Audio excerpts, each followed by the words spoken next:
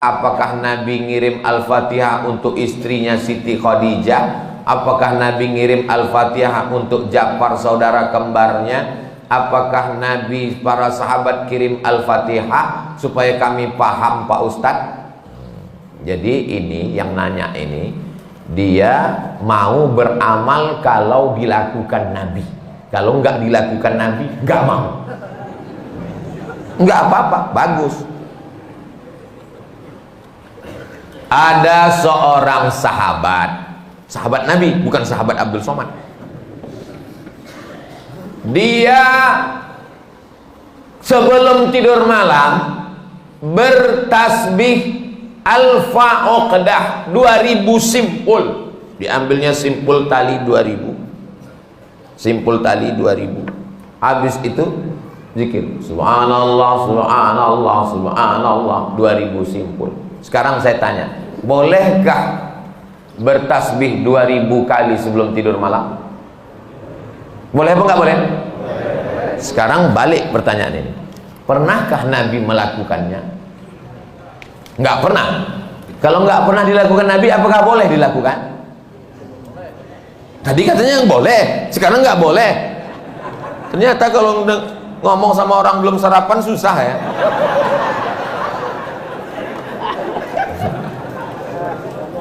Oke, contoh kasus yang kedua.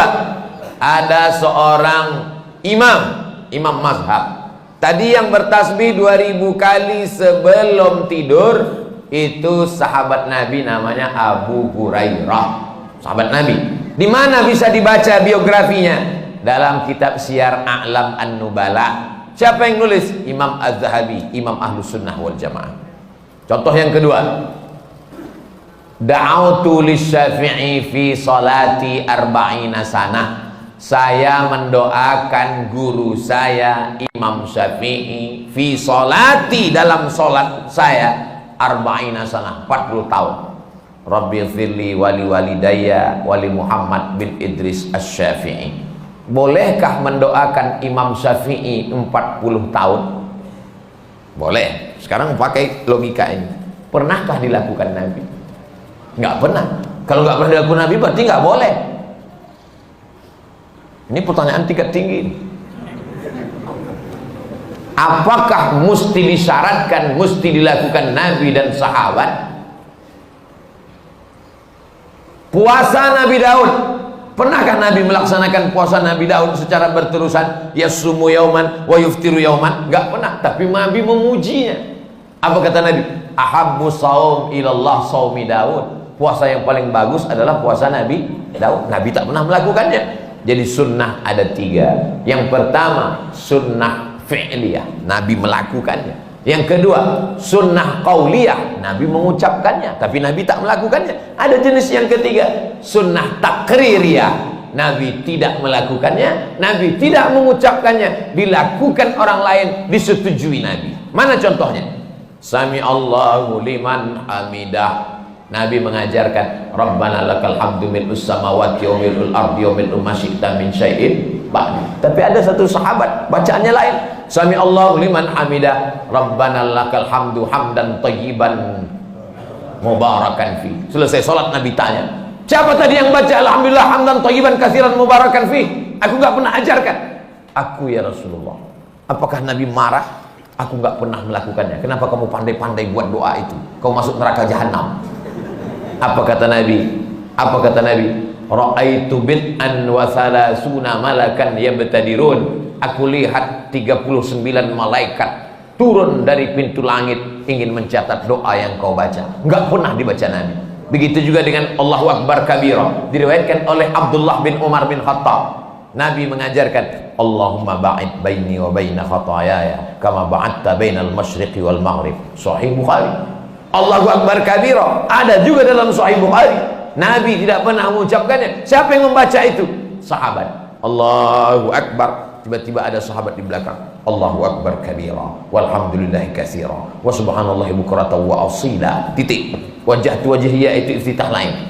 Selesai sholat Nabi tanya, siapa tadi yang baca Allahu Akbar kabira? Ana ya Rasulullah. Apa kata Nabi? Futihat abwabus sama, terbuka pintu-pintu langit, malaikat turun mencatat doa yang kau baca. Ini jenis takriri. Makanya perbuatan kalau tidak dilakukan Nabi adalah bid'ah. Betul kata Imam Syafi'i, kalau dia bertentangan dengan syariah. Selama masih ada dalilnya, tidak bertentangan dengan syariah, maka dia tidak disebut bid'ah dhalalah, tapi dia disebut dengan mahmudah. Sekarang tentang mengirimkan Al-Fatihah kepada orang meninggal dunia, sampai apa tak sampai?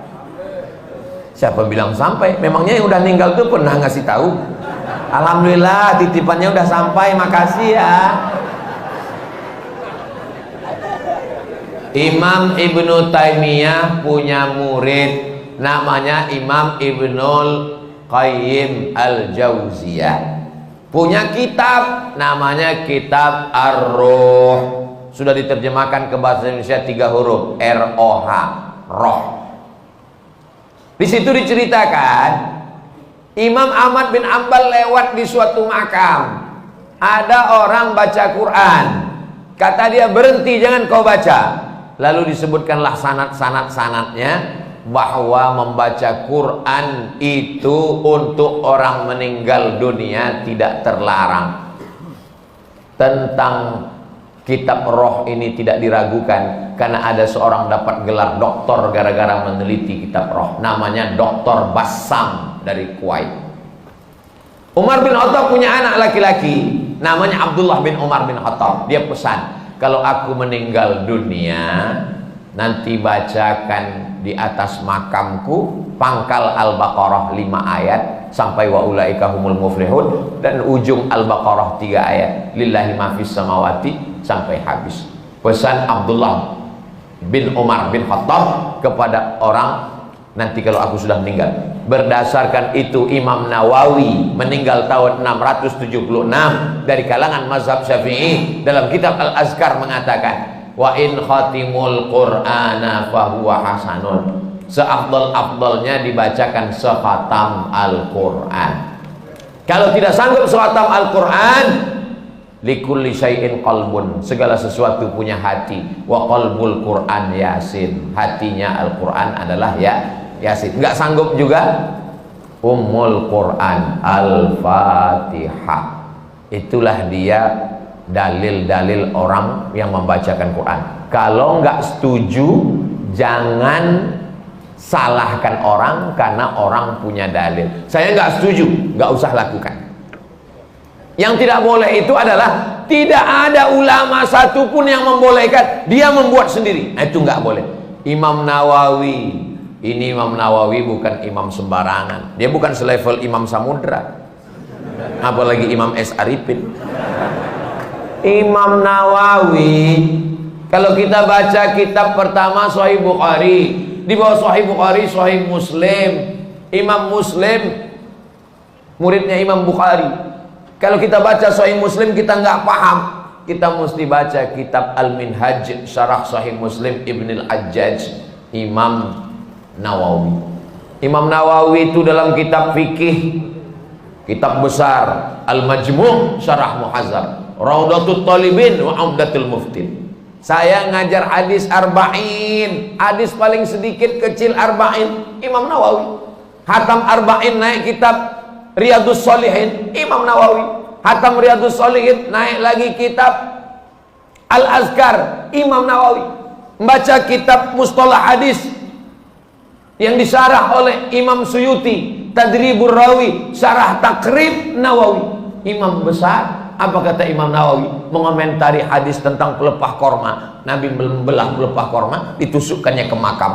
Apa kata Nabi? Kalau tasbih pelepah korma saja sampai, apalagi bacaan Quran orang beriman. Nah, jadi pertanyaan ini memang simple, tapi ini ingin menggali dan menguji isi kepala Abdul Somad. Enggak apa-apa.